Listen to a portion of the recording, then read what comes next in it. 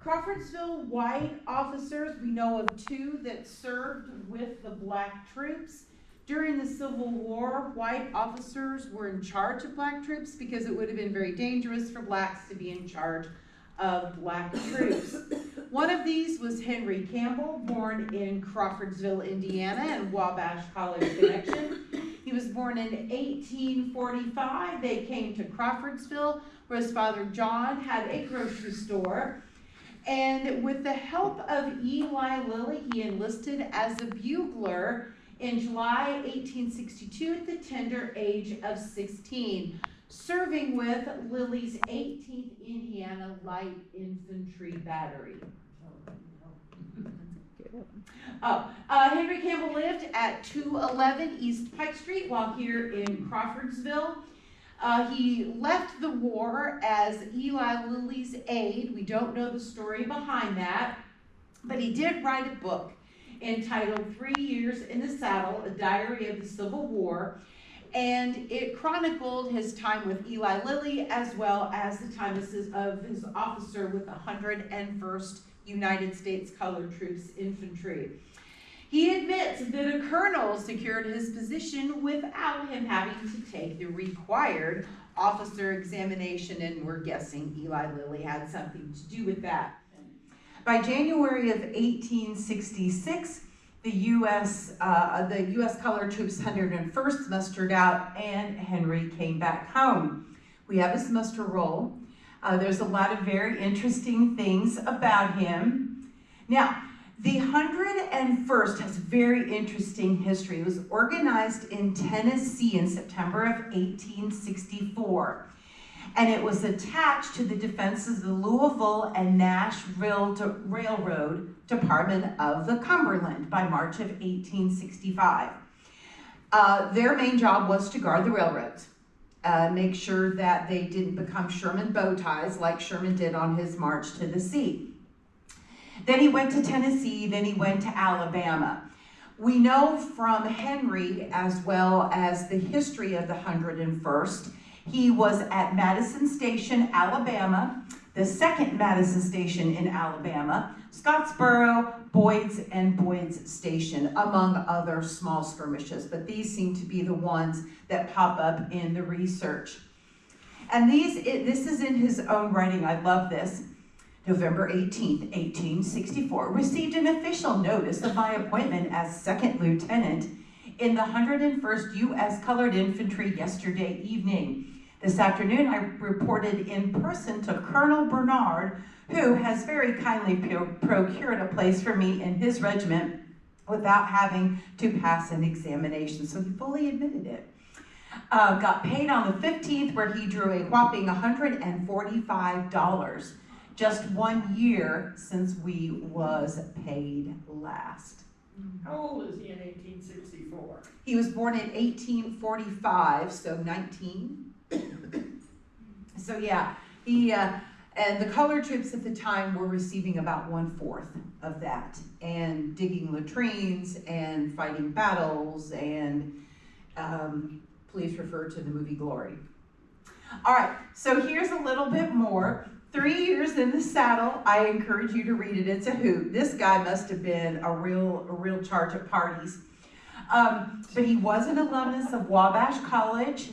His father was a trustee, and the diary came to Wabash following Henry's death in 1915.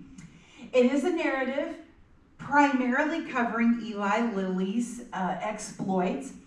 Lilly's artillery was under the command of Wilder, Colonel Wilder, if you recognize that name, who was an innovative thinker who mounted his infantry and equipped his men with the Spencer repeating rifle, which was a Lincoln suggestion, among others, but primarily Lincoln.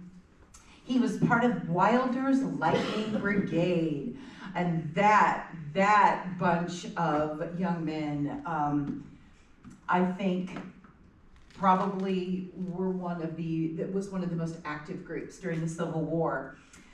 Very effective in combat. John Wilder, being an infantryman, had some very clever ideas on how to use the infantry in different ways, and it's a good thing he did because he was quite successful in battle. There's also a digital version on the website here at the library. So in 1863, these are just some of his stories. He recorded in his diary how his unit had just climbed the front range of the Cumberland Mountains.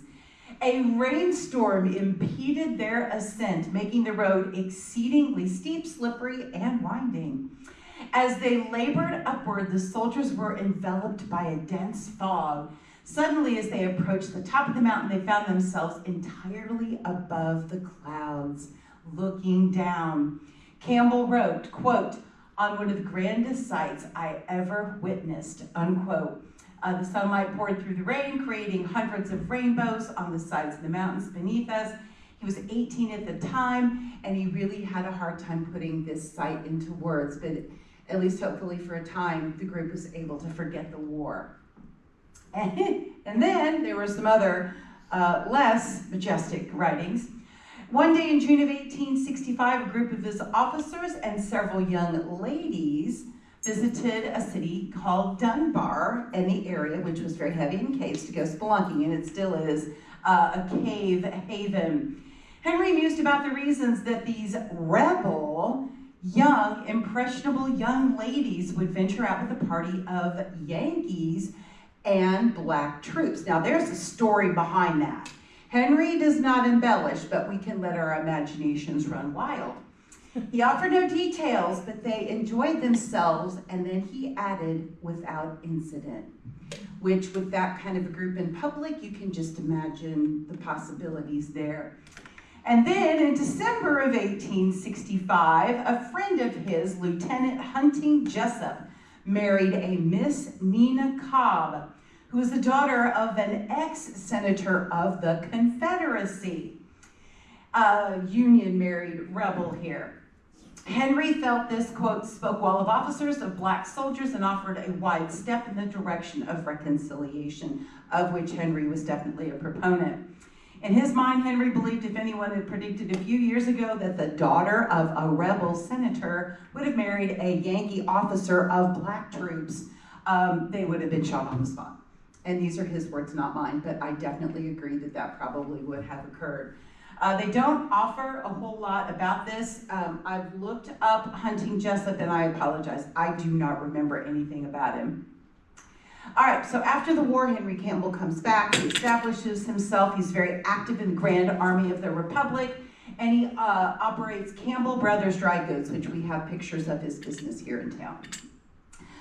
His wife, Retta, following his father's death, he was vice president of First National Bank of Crawfordsville at the time of his death. So I'm sure he and the Elstons were also good buddies.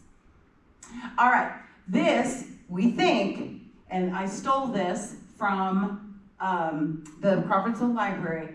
I know what Sydney Speed looks like, and the guy on the end is not Sydney Speed, but the guy next to him we think is. So I think this was Henry Campbell. And thank you, Crawfordsville District Public Library. Shannon? Yes. Okay, Sydney Speed, now, is that relation to the John Speed's son. And John Speed, being the abolitionist, never told his stories, but his son Sidney did spill the beans. In fact, Sidney was a stonemason, just like his father, as was his younger brother Bruce. Bruce and Sidney, the brothers, did not get along terribly well. We think there was probably some sibling rivalry. Sidney comes back from the Civil War, the hero of Chickamauga. Bruce did not. In fact, he was young enough, he didn't really end up actually going to war. So when William Siebert of Ohio State in the late 1860s started collecting the stories of the Underground Railroad conductors, Sidney said, "I'll tell you anything you want to know." Now, Sidney was blunt in his assessment of his father's workings.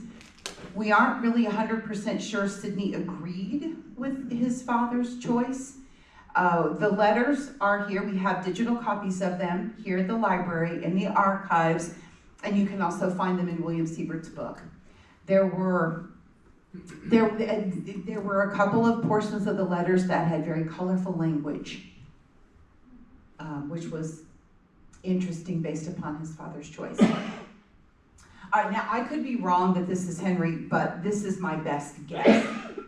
All right, the other one that came from Montgomery County that we have a lot of documentation on is Benjamin Marshall Mills of Caleb Mills fame. This is Caleb Mills' son, who had a very colorful, if his writings are to believe, very colorful connection with the black troops.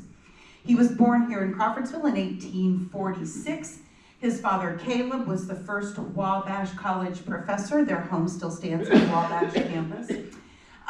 Caleb Mills was one, I believe, if not the first, the second superintendent of schools. Do I have that right? He was one of the first two. Statewide, yes, thank you, Diane. They did move here to Crawfordsville in 1833. Marshall, of course, went to Wabash College, because if you're connected to Wabash College, you have to go to Wabash College. In 1858, he studied the sciences, and these are in his words, "They're speaking at length and with passion, denouncing the rebels who were trying to destroy the nation," which was a very Indiana viewpoint. Either you were pro-Southern or you were pro-rebel or pro-Union.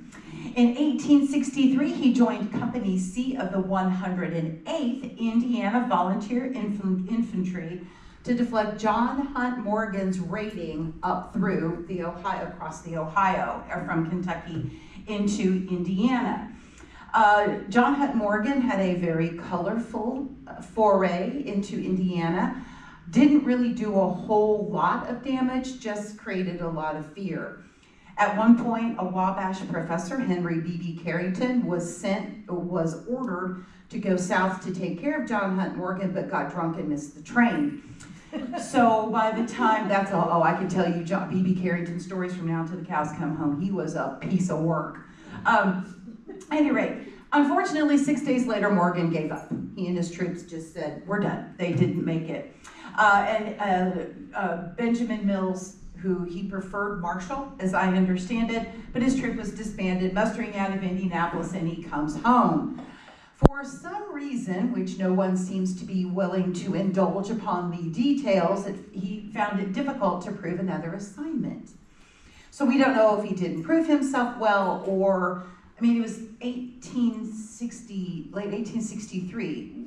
The Union was in trouble. They were desperate for any living human being. By this point, blacks had been let in. So we don't know why. And I'm not going to speculate because I have zero idea. Finally, March 13th, 1864, he accepts a commission as the first lieutenant in the 49th United States Colored Troops for 3 years, which of course he didn't need those 3 years. Until March 1864, the 49th had been known as the 11th Louisiana Volunteers, who were almost completely contraband or liberated Southern slaves commanded entirely by white officers. Whether he took the test or not remains to be seen. So the 49th's first orders are to go to Vicksburg, that had been captured by Ulysses S. Grant after a long siege. While in Vicksburg, the 49th was basically in charge of cleaning up the mess that was left behind. And there was left of Vicksburg when Grant left. But according to Benjamin Marshall, he did not see a whole lot of action. Eventually, the troops did what they needed to do in Vicksburg, and then they were off to Yazoo City, Mississippi. In Marshall's writings, and luckily we have those, they're in the Indiana State Historical Museum over in Indianapolis. I've read them, had to wear white gloves, and basically promised my firstborn to get into that particular room. As those of you well know, that's what you gotta do. But Benjamin Marshall was never clear about how he felt with this assignment. We know for the most part he asserted himself well. His father had tremendous influence over Benjamin Marshall's decisions. His father, Caleb, had some very interesting views. At one point, Caleb tells Marshall to be pleased when his soldiers conducted themselves with proper decorum, to celebrate their intelligence and patriotism, and to remind the soldiers that good character is worth all sacrifice. Very similar to the way he felt the education program should be run. Also, Caleb preferred Marshall tell his men that no one deserves to vote who cannot write his name and read the ballot. And we know how the 14th and 15th Amendment went, and yeah. However, we don't know if Marshall ever told his men that or how his men responded. I'm sure there could have been a variety of outcomes. He does tell his father some more intimate stories, some very honest stories. He tells his father that when he got to Vicksburg, his superior officers told him to take a really strong drink each day to stay healthy. He said, no, that's not really what I want to do, but he did tell his father his greatest accomplishment was when he stopped chewing tobacco. So apparently there were a couple of vices in his background. Now the rest of this, I've just summarized his letters because, again, these are just some of the things he did. Apparently he couldn't get out of bed in the morning, and so he got in trouble for that. There are several, if you go into his military records, he was written up multiple times for snoozing past the alarm. He witnessed smallpox sweeping through his regiment. He never makes note that he caught it, but if it swept through, unless he had some type of immunity, he would have ended up with it at some point. As they're passing the Yazoo City plantations, the Negroes waved, but Benjamin Marshall says the plantation owners did not. As they patrolled the area, he was, I think, taken aback by the devastation from the Union troops, that this was war, and he understood what had to be done. And their regiment took the food that was left. They foraged. They didn't leave money for it, but again, it's in wartime, and that's what you did. He watched prisoners being exchanged from Andersonville Prison. If you're familiar with Anderson Prison, it was one of, if not the most deplorable prison ever that has ever existed. The conditions were beyond inhumane. He watched the fall of Richmond. He learned about the Lincoln assassination. He watched 12 soldiers hung for murdering a white family, although the details were not given. Were they females? Were they males? Were they children? We don't know. And I've never been able to track. I mean, that's just too vague. I have absolutely no idea where to even begin looking for that. And he watched one of the soldiers drop dead from sunstroke while drilling. Now, these were blacks, so they were expendable. So keep that in mind. He witnessed guerrilla Confederates raid a plantation. He prosecuted a Joseph Scott, who we've actually been able to find, who shot a finger on his right hand to get a discharge. We assume he was left-handed. He recorded civilians interfering with the detail, cutting brush in the woods. He followed the Battle of Milliken. He watched the rebels handcuff a Union lieutenant taken prisoner, shackle his feet together, and throw him into the river to drown. Again, wartime. Endured a mutiny involving 42 men. No reasons are given. Some of the mutineers were shot, some imprisoned at hard labor, and some completely disappeared from the records without any information whatsoever. Now, here's where things go south for Benjamin Marshall. He spent some time in the hospital recovering from a lingering illness and a desperation to eat better food. We know that by the end, unless there were foraging or if there were plantations hadn't been planted. Obviously in 1864, so by the time 1865 rolled around, there wasn't much food. He gets into this discourse with his father about the fact that his black troops felt they were free because they had fought for the side of the Union. And well thought, as World War I black soldiers did the same thing. World War II black soldiers felt the same thing. And indeed, Benjamin made it clear that no, you were not. You are still the minority. Whites are still in charge. He was arrested and reprimanded on account of his lack of effort in his detail. Actually got court-martialed, but survived it. He recounted another white officer that took black soldiers' money. And again, by 1865, this illness had crippled him and he was no longer able to serve active duty. So he comes back home. Summer of 1865, his dad, Caleb, says, come home, you need to get some rest, you are not healthy. Marshall said, I would love to do that, but they lost my papers. So he has to go through the round 2 of the papers, and he didn't have any money to get home because the government was unable to pay really basically everybody. Eventually, the Army paid him $1,013.50 back pay in 1865. I would like to know what the inflation rate for that was. Marshall, his stuff got lost. By the time he gets his debts are settled, he leaves on the SS Emma, and he comes back to Indiana. So he comes back to Wabash, re-enters as a sophomore, and joins the fraternity Phi Delta Theta, which still exists today. It's a White House. Like, what is a White House? Yeah, Phi Delta, no. At any rate, maybe they're the Fijis. I don't know, my son was named Chi Alpha, I don't know which one's which. So he allegedly regains his health, graduates from Wabash, gets his bachelor's of arts, studies does the classical studies, and graduates with 10 other graduates from Wabash College. He goes in to study medicine with Dr. McClelland, whose house is on Cherry Street, I believe, that beautiful brick home. He goes to study medicine with Dr. McClelland, but by the fall of 1868, his health has failed him again. If I had to guess, I would guess he had tuberculosis, just because so many soldiers came back with tuberculosis, and it didn't show up until their immune systems failed. World War II soldiers noticed the same thing. We noticed World War II soldiers in their 70s and 80s dying of tuberculosis. It was like an epidemic. What an epidemic. They came back with it. And when their immune systems finally disintegrated, then the tuberculosis took over. So I just guess, just no proof, but that's my guess. So he gets a cold, settles in his lung, goes into pneumonia. He decides, I'm going to go ice skating anyway. And he does. Apparently he fell because of a weakened state, worsened his condition, and he dies January 7th, 1869 at just 22 years of age, and he is buried here. The story goes that Caleb was almost inconsolable because this was his son, and there were no heirs from Benjamin. And that is the end of the Civil War soldiers. I have a question. I hope I have an answer. Caleb had his own cemetery at one time. Was he buried there first and then?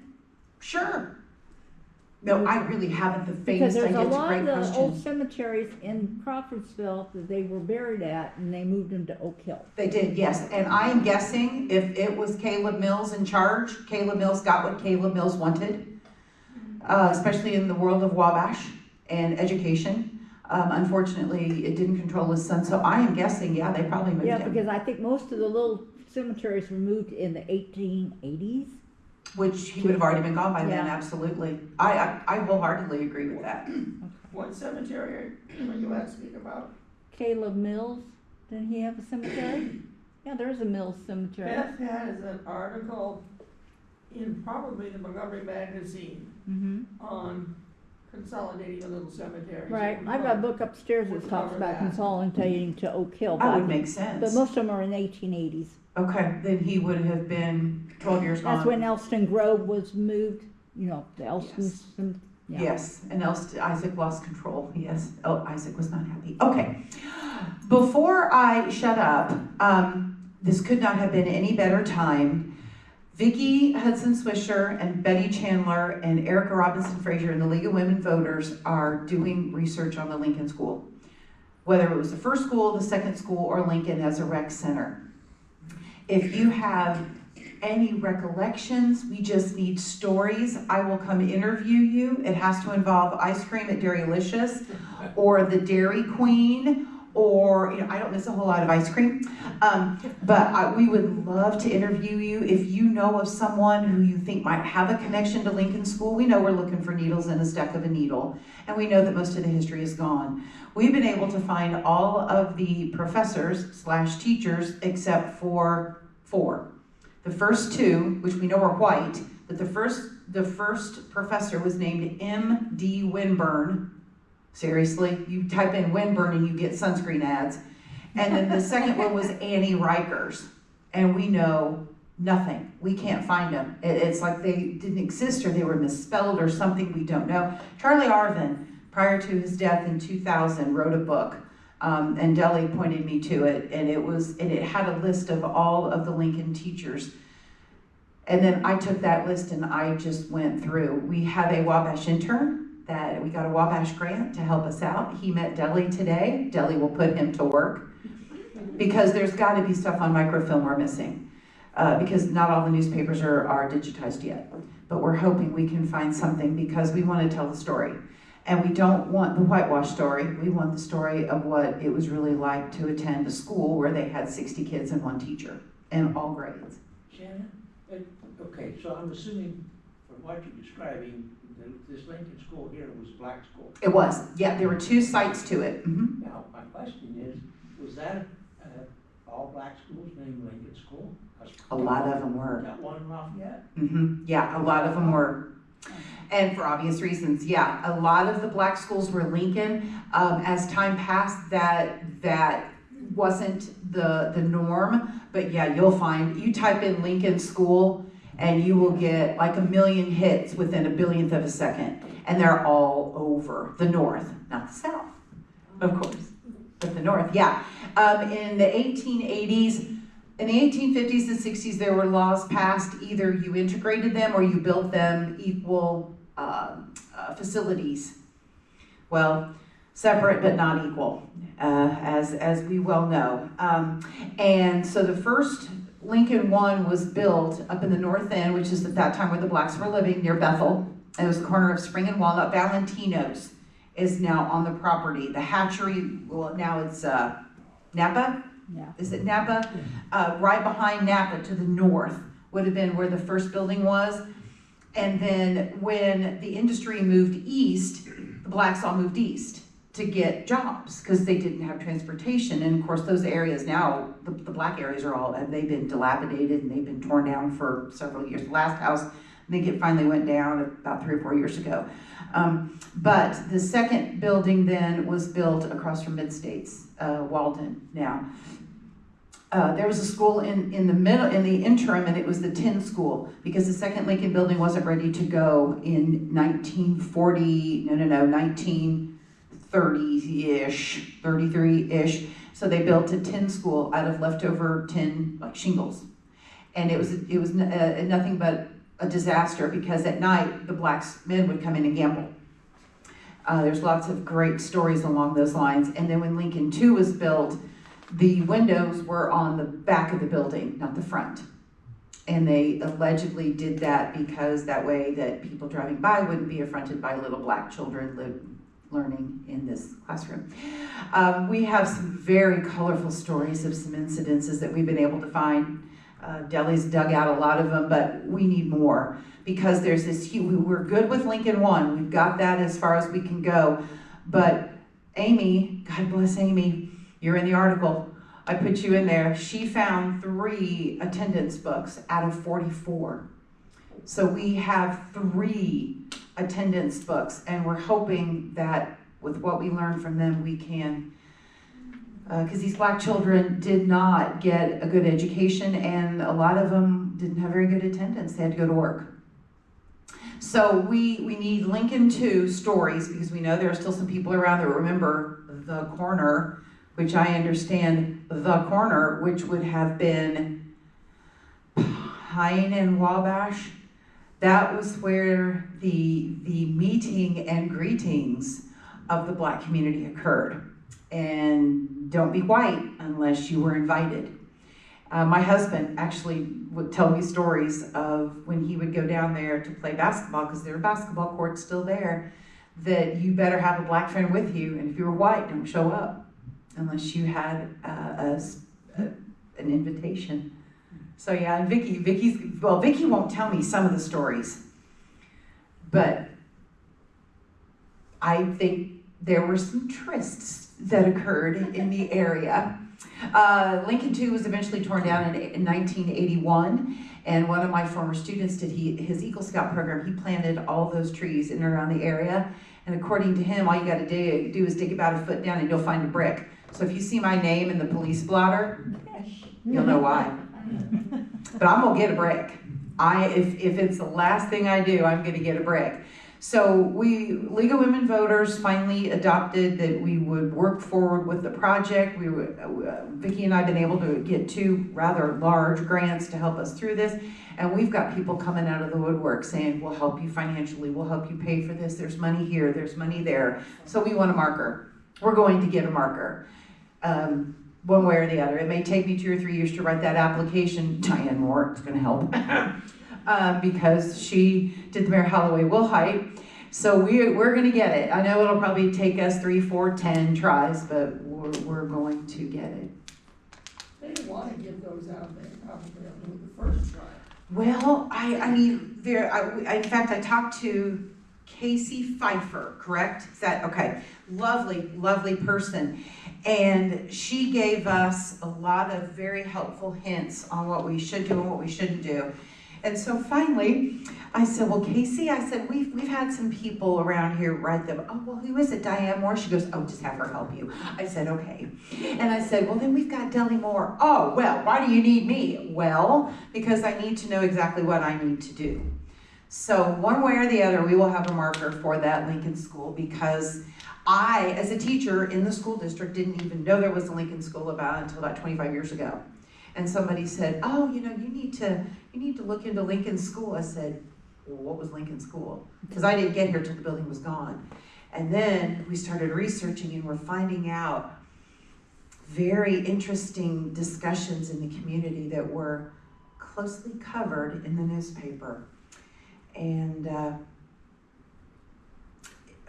integration was not well received until it was forced in 1947 when they closed Lincoln. Not to change the subject. Please do. You talked about Henry Campbell and his diary.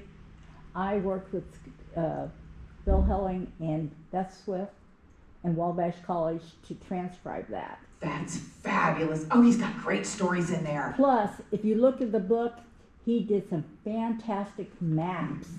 He drew maps in this diary, and it's just very detailed. It's If you read the exciting. book, And you gotta see the granted, pictures. the more you find out, what we were just talking about, every marker stone in the cemetery is a story. And then you really delve into these people and you understand how they tick and how they worked. And so that's it. That's it, Diane. That's all I got this year. You got to give me till next year till we get the Lincoln rolling.